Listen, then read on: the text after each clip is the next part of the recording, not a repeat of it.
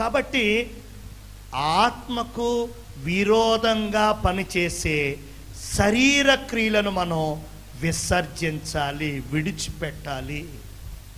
చాలామంది విడిచిపెట్టడం లేదు.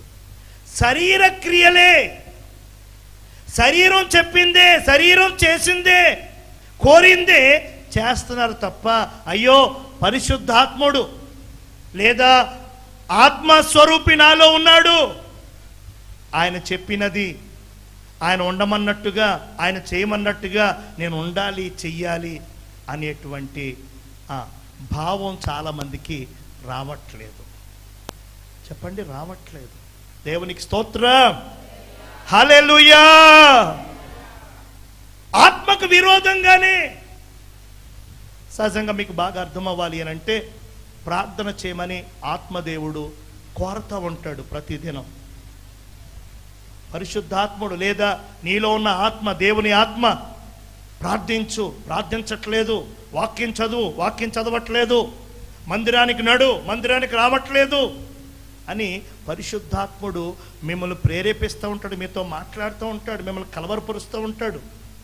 అయినా సరే ఆత్మదేవుడు ఎంత ఘోష పెడుతున్నా, పరిశుద్ధాత్మలో నుంచి ఎంత ప్రేరేపిస్తూ ఉన్నా సరే ఆ ఆత్మదేవుణ్ణి, ఆత్మ ప్రేరేపణని అణచేసి శరీరం ఏం చెబితే అది. దేవునికి స్తోత్రం. ఇక్కడ ఒక డౌట్ మీకు రావాలి, కొంతమందికి వస్తుంది. ఎందుకండి శరీరం దగ్గర ఆత్మ ఎందుకు ఓడిపోతుంది? ఆత్మ దేవుడిది అంటున్నారు కదా, ఆత్మ దేవునిలోనిది, దేవుని నుంచి వచ్చింది కదా, ఆత్మ ఎందుకు ఓడిపోతుంది శరీరం ముందు? శరీరం అశాశ్వతం కదా, శరీరమే ఓడిపోవాలి కదా. నిజమే, ఓడిపోవాలి. కానీ మనం ఏం చేస్తున్నామంటే ఆత్మకు కావలసిన ఆహారాన్ని మనం పెట్టడం లేదు. కాబట్టి ఆత్మ బక్క చిక్కిపోతుంది. శరీరానికి సంబంధించినవన్నీ కూడా పుష్కలంగా మనం అందిస్తున్నాం, శరీరం మాత్రం బలంగా దృఢంగా ఉంటుంది. దేవునికి స్తోత్రం. ఆత్మకు సంబంధించిన ఆహారం ఏంటి? వాక్య ధ్యానం. ఆత్మకు సంబంధించిన ఆహారం ఏంటి? ప్రార్థన. హల్లెలూయా. అవి పెట్టినప్పుడు మన ఆత్మ బలము చెందుతుంది, శక్తిగా ఉంటుంది, నూతన అభిషేకం పొందుకుంటుంది. శరీరము అలా ఇలా చిందులేద్దామన్నా సరే ఆత్మ బలంగా ఉండటం బట్టి శరీరాన్ని లోపరుచుకొని కంట్రోల్ చేసి ఆత్మానుసారంగా నడిపిస్తుంది. అలా కాక ఆత్మను పోషించడం మానేస్తున్నారు, ఆత్మకు కావలసిన ఆహారం ఇవ్వడం మానేస్తున్నారు. ఏదో తూతు మంత్రంగా గుర్తుకొచ్చినప్పుడు, ఖాళీ ఉన్నప్పుడు, వీలు కుదిరినప్పుడు చేస్తూ శరీరానికి మాత్రం 3 పూట్ల చక్కగా, శరీరానికి రోజుకి 8 గంటలు 7 గంటలు పడుకోమంటే 10 గంటల పైన పడుకుంటూ. హల్లెలూయా, హల్లెలూయా. ఎంతో కొంత శారీరక శ్రమ అవసరం అంటే అసలు ఏ పని చేయకుండా. దేవునికి మహిమ కలుగును గాక. ఇలా ఇలా శరీరాన్ని సుఖపెట్టుకుంటున్నాం, శరీరాన్ని చక్కగా చూసుకుంటున్నాం, శరీరాన్ని మాత్రం చక్కగా పోషించుకుంటున్నాం, ఆత్మను మాత్రం, ఆత్మ సంగతులు మాత్రం పక్కన పెడేస్తున్నాం. అందుచేత శరీరమేమో బలాభివృద్ధి చెందుతుంది, ఆత్మేమో నీలో బక్క చిక్కిపోతుంది. హల్లెలూయా. కాబట్టి నీవు శరీరంతో ఆ ఆత్మను ఇంకా అణచేస్తున్నావు, ఓడించేస్తున్నావు. లోపల నుంచి ఆత్మదేవుడు నీ ఆత్మ నిన్ను కలవరపరుస్తున్నా సరే ఊరుకో, చాలే, తర్వాత చేద్దాం, ఈ రోజు రేపటిది కలిపి రేపు చేసేద్దాం, ఈ వారం వచ్చే వారం కలిపి ఒకేసారి కూర్చొని చదివేద్దాం బైబిల్ వచ్చే వారం అని ఇలా వాయిదాలు వేస్తూ ఎప్పటికప్పుడు ఆత్మ నోరును మూసేస్తూ ఆత్మను అణచిపెడుతూ శరీర క్రియలను, శరీర ఇచ్చలను నెరవేర్చుకుంటూ వెళ్ళిపోతున్నాం. హల్లెలూయా. కాబట్టి దేవుడు మాట్లాడుతూ ఉన్నాడు, మీరు ఈ లోకానికి చెందిన వారు కాదు, మీరు పరదేశులు, మీరు యాత్రికులు. ఇక్కడ మీరు ఉండాల్సింది, మనం ఉండేది 70 లేక 80 సంవత్సరాలు. 80 సంవత్సరాలు బ్రతికి చక్కగా చనిపోయారంటాం ఎక్కడో. అందరూ 60, 65, 70 లోపులోనే. హల్లెలూయా. కేవలం 70 సంవత్సరాలు మాత్రమే మన జీవితం ఇక్కడ. మరి మిగతాది అంతేనా? దేవుడు 70 సంవత్సరాల కోసమే మనల్ని పుట్టించాడా? లేదే. అనంతకాలం, కోటాను కోట్ల సంవత్సరాలు దేవునితో పాటు ఉండి ఆనందించి ఆరాధించి ఆ మహిమలో విరాజిల్లడానికి దేవుడు మనల్ని కలగజేశాడు. ఆ విషయాన్ని గుర్తుపెట్టుకోండి. కేవలం ఈ లోకములో మనం కలిగి ఉన్న ఈ కొద్ది జీవితమే A to Z అనుకోవద్దు. ఇక్కడ కండ్లు మూసాకే అసలైనది అక్కడ కండ్లు తెరుస్తాం. ఆ లోకం, ఆ దేశం, ఆ జీవితం చాలా గొప్పది, చాలా ధన్యకరమైనది. దేవునికి స్తోత్రం. ఆ జీవితం కొరకు సిద్ధపడు, ఆ లోకం కొరకు సిద్ధపడు. అక్కడ ఉన్నటువంటి గొప్ప మహిమ కోసం నేను నువ్వు సిద్ధపరచుకో. హల్లెలూయా, హల్లెలూయా. దానికోసం సిద్ధపరచుకో. కనుక దేవుడు మాట్లాడుతూ ఉన్నాడు పేతురయ్య గారి ద్వారా. ఏమనంటే, మీరు ఆత్మకు విరోధంగా పోరాడే శరీర క్రియలను విసర్జించాలి, విడిచిపెట్టేయాలి. దేవునికి స్తోత్రం. విసర్జన క్రియ చక్కగా ఉండాలి, లేకపోతే లేనిపోని అనారోగ్యాలన్నీ కూడా వచ్చేస్తాయి. మనకి ఏదైనా బాగాలేదని హాస్పిటల్కి వెళ్ళినప్పుడు డాక్టర్ గారు అడుగుతారు, ఆకలేస్తుందా, అరుగుదల బాగుందా, చక్కగా విరేచనం బాగా వెళ్తుందా, యూరిన్ బాగా వెళ్తుందా అని అన్నీ అడుగుతారు. ఎందుకు అడుగుతారు? మనం ఏంటి అడుగుతున్నారు అని మనం సిగ్గుపడిపోవచ్చు, కానీ దాంతో ఆ బలహీనతకి లింక్ ఉంది. దేవునికి స్తోత్రం. విసర్జించినవి సరిగా విసర్జించకపోతే అవి కడుపులో ఉంటే అవి విషతుల్యంగా మారి అక్కడ ఉన్నటువంటి ప్రేవులను, అక్కడ ఉన్నటువంటి అవయవాలను, అక్కడ ఉన్నటువంటి ఇంకో గ్రంథులను పట్టుకొని లేనిపోని డిసీజెస్కు మనల్ని గురి చేస్తాయి. దేవునికి స్తోత్రం. ఈ దినాల్లో చాలామంది విశ్వాసులు, క్రైస్తవులు అనిపించుకుంటూ సేవకులమైనటువంటి మేము కూడా మాలో కొందరు విసర్జించవలసిన వాటిని విసర్జించకుండా పట్టుకుని తిరుగుతూ ఉన్నారు. హల్లెలూయా. అందుకనే ఆధ్యాత్మికంగా ఎదగలేకపోతున్నారు.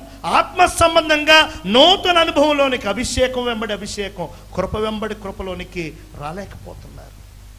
ఎక్కడ వేసిన గొంగలు అక్కడే. 10 ఏళ్ళు, 20 ఏళ్ళు, 30 ఏళ్ళు సేవ, విశ్వాస జీవితం 5 ఏళ్ళు, 10 ఏళ్ళు, 15 ఏళ్ళు చెప్పుకుంటున్నారు, కానీ చెప్పుకోవడానికే కానీ అభిషేకం కనబడటం లేదు, అభివృద్ధి, ఆశీర్వాదం కనబడటం లేదు. ఎక్కడ అక్కడే బాధలే, కన్నీళ్ళే, వేదనలే. దేవుడు అలా వదిలేశాడు అనుకుంటున్నారా? ఆ శాపాలకి, ఆ బాధలకి, ఆ బలహీనతలకి నేను అప్పచెప్పేశాడు అనుకుంటున్నారా? లేదు. దేవుడు అలా చేసే దేవుడు కాదు. దేవుడు దీర్ఘశాంతుడు. ఆమేన్. దేవుడు వదిలేయాలి, తిట్టేయాలి, కొట్టేయాలి, తన కోపాన్ని, తన ఉగ్రతను చూపెట్టాలి అని అంటే ఎప్పుడో మనం మాడి మసైపోతాం. ఆయన దీర్ఘశాంతుడు. హల్లెలూయా. మార్పు చెందుతాం, విసర్జిస్తాం, శరీర క్రియలను చంపుతాం, ఆత్మానుసారంగా నడుస్తాం అని దేవుడు ఎదురు చూస్తూ ఉన్నాడు.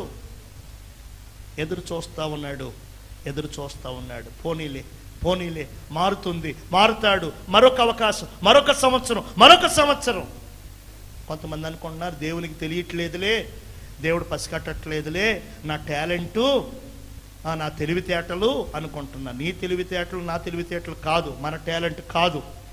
ఆయన దీర్ఘశాంతుడు గనక మన పప్పులు ఉడుకుతున్నాయి. దేవునికి స్తోత్రం. ఎల్లకాలం ఇలాగ జరుగుతుందని మాత్రం అనుకోకండి. ఎప్పుడు ఇలాగ జరుగుతుంది అని మాత్రం మీరు ఊహించుకోకండి. ఆమేన్. హల్లెలూయా.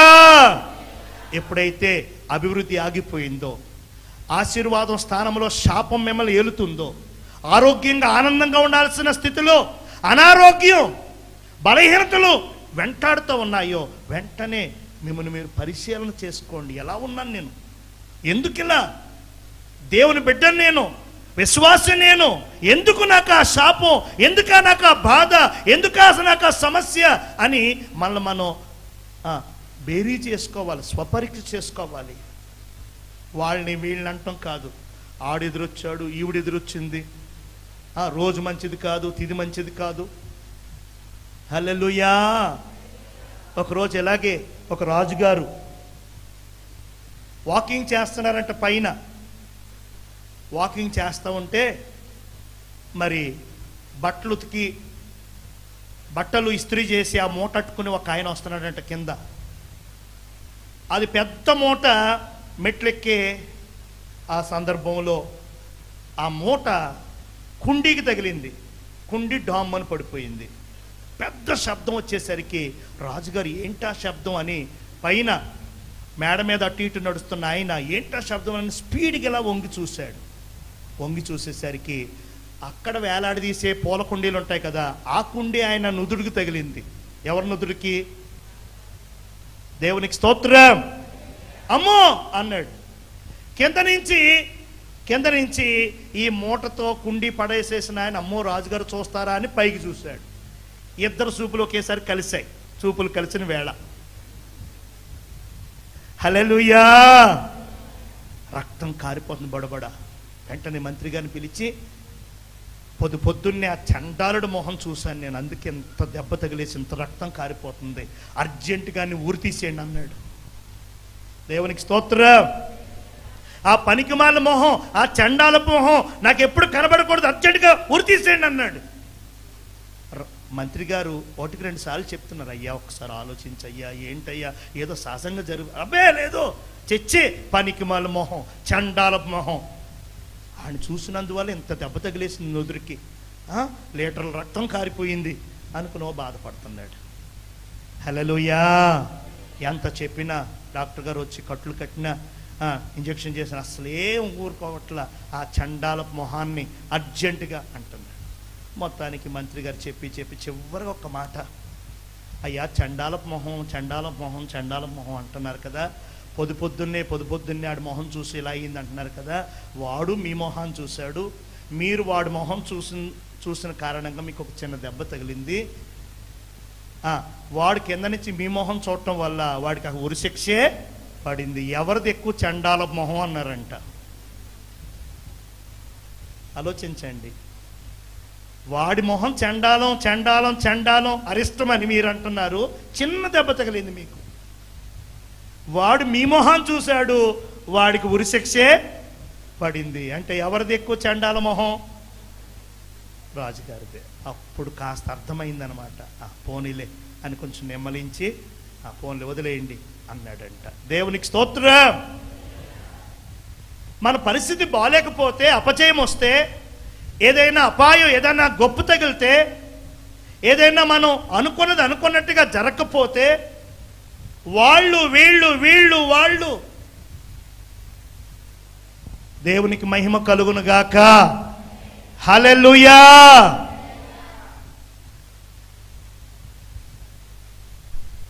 మనం ఎంతసేపు వాళ్ళు అని అంటామే తప్ప, అయ్యో నేను ఏం చేశాను, ఎలా ఉన్నాను, ఏం జరిగింది అని మాత్రం ఆలోచించట్లే. ఎంతసేపు ఆ భార్య మీద తోసేయడం, భర్త మీద తోసేయడం, పక్కింటి వాళ్ళ మీద తోసేయడం, ఎదురింటి వాళ్ళ మీద తోసేయడం, ఇంకా కొంతమంది పాస్టర్ గారి మీద తోసేస్తున్నారు. అయ్యగారు అన్నయ్య నాకు సరిగా చేయలేదు, వాళ్ళకి బాగా చేశారు, వాళ్ళకి బాగా పండింది, నాకు పండలేదు. అక్క వాళ్ళకి బాగా చేసింది, వాళ్ళు బాగున్నారు, నాకు సరిగా చేయలేదు, చూసావా. మొత్తానికి సేవకుల మీద కూడా దేవునికి మహిమ కలుగును గాక. లేదు. ప్రార్థన చేయటం వరకే మా పని. అన్నింటినీ చూసి ప్రతిఫలం ఇచ్చేది దేవుడు. ఆమేన్. మేము బాగు చేసేయాలి అంటే చేసేయలేం. మేము దీవించబడిపోవాలి మీరు అని మేము అనేసుకుంటే మీరు దీవించబడిపోరు. ఏమండి, ప్రార్థన మాత్రమే చేయగలం మేము.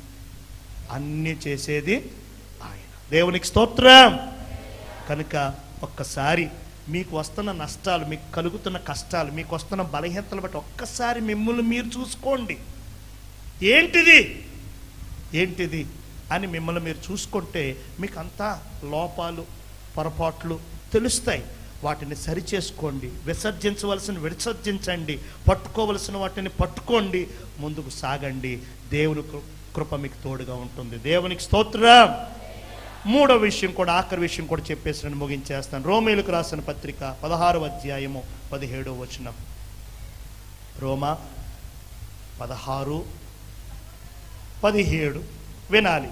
సహోదరులారా, మీరు నేర్చుకొనిన బోధకు వ్యతిరేకముగా భేదములను ఆటంకములను కలుగు చేయు వారిని కనిపెట్టియుండుడని మిమ్మును బతిమాలు కొనుచున్నాను. వారిలో నుండి వినండి, చివరిది, మూడవది, ఆఖరిది. మొదటిగా చెప్పాను, ప్రతి విధమైన కీడునకు దూరంగా ఉండాలి. రెండవది, ఆత్మకు విరోధంగా పోరాడే శరీర క్రియలను మనం విసర్జించేయాలి, విడిచిపెట్టేయాలి. మానేసిన, విడిచిపెట్టేసిన, విసర్జించిన వాటి దగ్గరికి వెళ్ళకూడదు. అది కంపు, అది దరిద్రం. ఆ పనులిక మనం మరెన్నడూ చేయకూడదు. మూడవది, ఆఖరిది పౌలయ్య గారు చెప్తా ఉన్నారు, మీరు నేర్చుకొనిన బోధకు వ్యతిరేకముగా భేదములను ఆటంకములను కలుగు చేయు వారిని కనిపెట్టియుండుడని మిమ్మును బతిమాలు కొనుచున్నాను. వారిలో నుండి, అర్థమైందండి ఈ మాట? అర్థమైందండి ఈ మాట? చూసారు ఈ మాట ఎంత చక్కగా ఉందో? తొలగిపోవండి, కనిపెట్టండి అంటున్నారు, బ్రతిమలాడుతున్నారు పౌలయ్య గారు. ఏమండి, బ్రతిమలాడుతున్నారు, తొలగిపోండి అని బ్రతిమలాడుతూ ఉన్నారు. ఎక్కడి నుంచి తొలగిపోవాలి? ఏ విషయంలో, ఎవరి విషయంలో మనం జాగ్రత్త పడాలి అనంటే, మనం నేర్చుకున్న బోధకు వ్యతిరేకముగా భేదములు పుట్టించు, భేదములను ఆటంకములను కలుగ చేయు వారిని కనిపెట్టి, దేవునికి స్తోత్రం. ఈ దినాల్లో సులువైన బోధ, సున్నితమైన బోధ ఎక్కువయింది. గద్దింపు లేదు. చెప్పండి, ఏమి లేదు? గద్దింపు లేదు. దేవుని ప్రేమ గురించే చెప్పేవారు ఉన్నారు కానీ దేవుని కోపం, దేవుని రోషం గురించి చెప్పేవారు లేరు. పరలోకం గురించి, ఆశీర్వాదం గురించి చెప్పేవారు ఉన్నారు కానీ నరకం గురించి, శాపం గురించి చెప్పేవారు లేరు. మన ఆత్మీయ తండ్రి గారు, మీ అందరికి తెలుసు, రాకడ గురించి, నరకం గురించి, తీర్పు గురించి ఎంత ఖండితంగా చెప్పేవారో వాక్యం. హల్లెలూయా! ఏసై నమ్ముకోండమ్మా మీకు కార్లు వస్తాయి, ఏసై నమ్ముకోండమ్మా ఇళ్ళు వస్తాయి అని ఎప్పుడు చెప్పలా. మీ పాపాలు కడిగేసుకోండి, పరలోక రాజ్యంలో అర్హత పొందుతారు. బాప్తిస్మం తీసుకోండి, దేవుని పిల్లలవుతారు, నిత్య జీవంలో ప్రవేశిస్తారు. అయ్యగారు బోధ అదే. హల్లెలూయా! యేసయ్య బోధ అదే. బాప్తిస్మం ఇచ్చి యోహాను బోధ అదే. దేవునికి స్తోత్రం. ఉన్నది ఉన్నట్టు చెప్పేటప్పుడు కాస్త వ్యతిరేకతలు, కాస్త అసహనము, కాస్త ఇబ్బందులు ఎదురవుతాయి, కానీ చెప్పటం మాత్రం మానకూడదు. ఆమేన్. మీరేం చేయాలి అని అంటే, మీరు వినిన బోధ, మధ్యరకంగా ఎవరొచ్చినా ఏమొచ్చినా కానీ మీరు ఏ బండ నుంచి చెక్కబడ్డారో, మీ క్రమం ఏంటి, మీ బోధ ఏంటి, మీ పునాది ఏంటి తెలుసు కదా. దేవునికి స్తోత్రం. మీ ఆత్మల రక్షణ కోసం అయ్యగారు ఎంత ప్రయాసపడ్డారు. ఏమండి, ఇంచుమించు 12,000 మంది పైచిలుకు బాప్తీసాలు. దేవునికి మహిమ కలుగునుగాక. నేను ధైర్యంగా ఒప్పుకుంటాను, చాలామందికి నేను బాప్తిస్మం ఇచ్చాను, కానీ నా వాక్యం చేత, నా ప్రార్థన చేత, లేకపోతే నా పరిచర్య ద్వారా మార్పు చెందిన వారు వేళ్లతో లెక్క పెట్టొచ్చు అన్నమాట. 10 మందో 20 మందో 30 మంది అంతే. మిగతా వారందరూ కూడా అయ్యగారి యొక్క వర్తమానం ద్వారా, అయ్యగారి యొక్క పరిచర్య ప్రార్థన ద్వారా. దేవునికి స్తోత్రం. ఏదో అయ్యగారు బాప్తిస్మం ఇవ్వమంటే వెళ్ళి ఏదో కొంతమందికి ఒక 1000-2000 మందికి నేను బాప్తిస్మం ఇచ్చాను, అస్తమానం కాల్లో దిగలేక అయ్యగారు అంత క్రమం అంతా చేసి తీసుకెళ్ళి ఆయన అంటే తీసుకెళ్ళి బాప్తిస్మం ఇచ్చేవాడిని. కానీ ఆ ఆత్మలు ఎక్కడి నుంచి పుట్టాయంటే ఆయనలో నుంచి పుట్టాయి. దేవునికి స్తోత్రం, హల్లెలూయా. మన పరిచర్యకు వాగ్దానం 50,000 మంది రక్షణ పొందాలి. అయ్యగారు 12,000 పైచిలకు బాప్తిసాలు ఇచ్చారు. ఇంకా ఎంతమందికి బాప్తిసాలు ఇవ్వాలి మనం? 38,000 మంది. దేవునికి స్తోత్రం. సంఘాల విషయంలో ఎన్ని సంఘాలని దేవుడు చెప్పారంటే 60. 35 సంఘాలు స్థాపించారు, కానీ ఒక 5 సంఘాలు సేవకులు వ్యతిరేకించి వారు తీసేసుకోవడం జరిగింది. ఇప్పుడు 30 సంఘాలు. 30 సంఘాల్లో కూడా ఒక 4 స్థలాలు అయితే మళ్ళా మిస్ అయ్యాయి. ఆ రోడ్డు మరి ఉండి చూడండి, రోడ్డు వెడల్పు చేయడానికి ఆ మందిరం తీసేశారు అక్కడ. అలాగే మరి తూర్పుగోదావరి జిల్లాలో కూడా ఒకటి రోడ్డు వేయటంలో అది తీసేశారు, గంగలకుర్రు అనేటువంటి ఊరు. అలాగే ఇంకా 2-3 కొన్ని ఆటంకాలు వచ్చి అలా ఆగాయి. దేవునికి మహిమ కలుగును గాక, హల్లెలూయా. మొత్తానికి అయ్యగారు స్థాపించిన 30 సంఘాలు. ఇంకా దేవుని వాగ్దానం ప్రకారం ఎన్ని కట్టబడాలి? ఇంకో 30 సంఘాలు, మొత్తం 60 సంఘాలు. మన పరిచర్య యొక్క వాగ్దానం అది. దేవునికి స్తోత్రం. కాబట్టి మీరు ఆలోచించండి, దైవజనులు ఎంత ప్రయాసపడ్డారు. ఆయన కష్టం, ఆయన ప్రయాస, ఆయన ప్రార్థన, ఆయన అభిషేకం మీలో చాలామంది చూశారు. ఎన్ని గంటలు పరిచర్య, ఎన్ని గంటల ఆరాధన, ఎన్ని రోజులు అహర్నిశలు ప్రయాసపడేవారు మీకు తెలుసు. అయితే మధ్య రకంగా కొంతమంది ఆకర్షణీయమైనటువంటి కొన్ని తీతీయ మాటలతో మన బోధను వ్యతిరేకించి ఆరాధనను, పరిశుద్ధాత్మను, బుద్ధివాక్యాన్ని, జ్ఞానవాక్యాన్ని విమర్శించి బోధించేటువంటి కొంతమంది బయలుదేరుతున్నారు. కొంతమంది మన పరిచర్లో నుంచి కూడా బయటికి వెళ్ళిపోయి వారు కూడా వల వేస్తూ ఉన్నారు, గేలం వేస్తూ ఉన్నారు. కొంతమంది అటోక అడుగు అటో అడుగు వేస్తూ ఉంటారు. దేవునికి స్తోత్రం. అయితే పౌలయ్య గారు చెప్తా ఉన్నారు, మీరు జాగ్రత్తగా కనిపెట్టండి. చెప్పండి ఏమంటున్నాడు? జాగ్రత్తగా కనిపెట్టాలి. ప్రతి బోధ, ప్రతి మందిరం, ప్రతి క్రమం ఒకటే అనకూడదు. హల్లెలూయా. ఏ బస్సు అయినా ఎర్రబస్సు, ఏ బస్సు ఎక్కినా భీమవరం వెళ్ళిపోతాం అనుకుంటే ఎంత తప్పండి. అంటే ఒకప్పుడు ఎర్రబస్సులు, ఇప్పుడేమో రంగురంగులు వచ్చాయనుకోండి. ఏ బస్సు ఎక్కినా ఒకటే అంటే కుదరదు. ఏ కాలువైనా వెళ్ళేది గోదావరి, వెళ్ళేది ఏ సముద్రమే, ఏ నది అయినా సరే వెళ్ళేది ఎక్కడ? సముద్రమే అనేటివి చెప్పుకోవడానికి బాగానే ఉంటాయి. కానీ సంఘ క్రమం విషయములో, సంఘ బోధ విషయములో, ఈ యొక్క అపోస్తల పునాది విషయంలో మాత్రం చాలా జాగ్రత్తగా ఉండాలి. మనల్ని చెరిపేయాలని, మన విశ్వాసాన్ని భ్రష్టు పట్టించాలని, మన ప్రార్థనా జీవితాన్ని, ఆత్మ నింపుదల జీవితాన్ని పాడు చేయాలని అపవాది కొందరిలో దూరి మన మధ్యకు వచ్చి మాటలు కలుపుతూ ఉంటాడు. జాగ్రత్త. దేవునికి స్తోత్రం. చాలా మంది పడిపోతున్నారండి ఆ విషయంలో. చాలా మంది జారిపోతున్నారు. ఒకసారి రండి, ఒకసారి వినండి, ఒకసారి పాల్గొండి అంటారు మెల్లిగా. హల్లెలూయా. ఆ తర్వాత మెల్లిమెల్లిగా. అయితే దేవుని యొక్క వాక్యం చెప్తా ఉంది, మీరు నేర్చుకొనిన బోధకు, చెప్పండి, మీరు నేర్చుకునే బోధకు వ్యతిరేకముగా భేదములను, ఆటంకములను కలుగు చేయి వారిని కనిపెట్టి ఉండండి. ఆ డ్యూటీ మీరు చెయ్యాలి. దేవునికి స్తోత్రం. కొంతమంది ఆ డ్యూటీ చేయరు. ఆ భేదాలు పొట్టించి కలహాలు పెట్టే వారితోటే చక్కగా సహవాసం, వారితోనే బండ్లెక్కి, వారితోనే కార్లెక్కి తిరుగుతూ ఉంటారు. వాళ్ళెవరు? భేదాలు పుట్టించేవారు, వ్యతిరేకంగా మాట్లాడేవారు, ఆత్మీయ తండ్రిని విమర్శించినటువంటి వారు, నడిపిస్తున్న నాయకుల్ని అవమానపరిచినటువంటి వారు, వారితోనే కలిసి ప్రయాణాలు. కనిపెట్టుకుని ఉండాలి, జాగ్రత్తగా ఉండాలంటే అబ్బే కనిపెట్టి డ్యూటీ లేదు. దేవునికి మహిమ కలుగును గాక. నువ్వు పడిపోతున్నావు, జాగ్రత్త. ఏదో బతుకుతున్నావు, ఏదో జీవిస్తున్నావు అన్న పేరున్నది, కానీ ఆత్మీయంగా చచ్చిపోతున్నావు.